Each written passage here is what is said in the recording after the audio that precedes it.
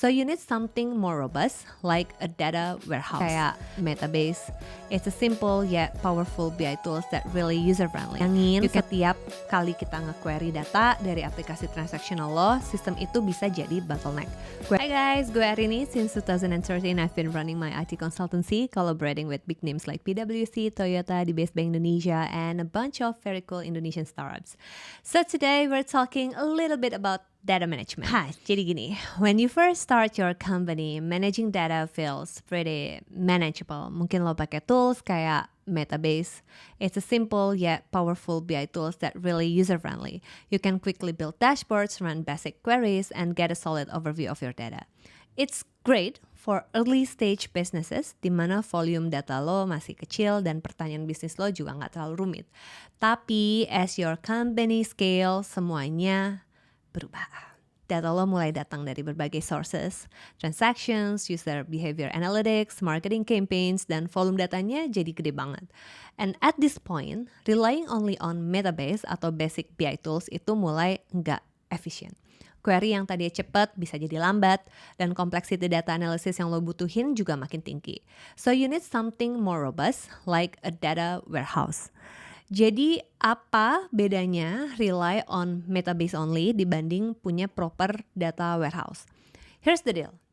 Kalau lo cuma rely on Metabase, data lo harus query langsung dari sumbernya, yang bisa bikin prosesnya lambat dan nggak scalable. Bayangin setiap kali kita nge-query data dari aplikasi transactional lo, sistem itu bisa jadi bottleneck. Query yang lama bisa ngeganggu operational database dan limitasi ini ngebatasin analisis lo. Sementara dengan data warehouse, data dari berbagai sumber dikumpulin di satu tempat, terus dioptimasi buat analisis. Query yang lo jalanin ini bakalan jauh lebih cepat dan bisa menangani volume data yang besar. It also give you the ability to run more complex queries and advanced analytics tanpa ngeganggu sistem operasional utama.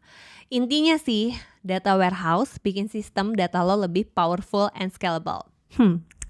Gue pernah ngerjain project yang cukup kompleks untuk membangun reconciliation engine. We had two main data sources, DB Origin for integrated database data, and file upload buat data yang manual. Semua data itu akan masuk ke transfer and reconciliation platform, kita namainnya, di-manage pakai Airflow untuk orchestrating data pipeline and standardizations. Data yang udah distandardisasi ini dikirim ke Google BigQuery sebagai data warehouse dan dengan Google Cloud Storage sebagai backup buat raw datanya. We also built a reconcile engine pakai Google Kubernetes buat manage containers dan cloud functions buat proses reconciliation otomatis. Untuk deployment yang smooth, kita pakai Google Cloud Build buat CI/CD. Di sisi data utilizations, we build a reconcile dashboard on Ruby on Rails. Dashboard ini nggak cuma buat monitoring, tapi juga ngasih insights yang benar-benar actionable untuk bisnis mereka. Okay, sounds very complex. For non-technical founders, I know you don't know what you don't know. Gue sering banget ketemu sama founders yang expect project kayak gini bisa dikerjain sama satu orang data aja. Ya emang sih, depends on the skills of that data guy ya. Tapi let's be real. Di project gue deploy 6 members buat ngerjain ini. One project manager, orang ini yang manage timeline, budget, dan komunikasi antar tim, serta mastiin semuanya berjalan sesuai rencana. Terus ada one data architect, dia yang desain struktur data warehouse, memastikan data bisa diintegrasi dengan baik dan scalable untuk masa depan. 2 data scientist atau engineers, mereka yang bangun data pipeline, bikin data transformations, dan ngedevelop model untuk analisis data yang kompleks. Terus ada one QA, Quality Assurance. Orang ini ngecek semua proses data, mastiin data accuracy dan performance platform tetap optimal. Testing itu penting banget ya guys, biar nggak ada error.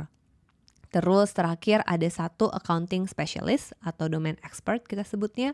Karena project ini reconciliation engine, kita perlu accounting specialist yang ngerti business process dan bisa kasih input soal data financial. Biar sistem yang kita bangun benar-benar fit dengan kebutuhan bisnis. Nah, Untuk hire orang yang benar-benar expert di masing-masing domainnya, memang kadang-kadang overkill. Karena probably setelah sistem ini selesai, lo nggak tahu bisa assign mereka kemana. Atau bahkan lo nggak tahu mesti hiring orang yang kayak gimana. Makanya akhirnya banyak people come to me. Karena basically gue udah punya tim yang lengkap dan capable buat deliver hasil dengan efisiensi dan kualitas tinggi. Asik. Jadi jelas bahwa ngerjain project data yang kompleks seperti ini nggak bisa di-handle sendirian. It takes a team with the right expertise untuk deliver hasil yang maksimal. Okay, that wraps up our session for today. I hope this deep dive into data management, the importance of a data warehouse, dan kenapa project seperti ini butuh tim yang solid bisa ngasih lo perspektif baru.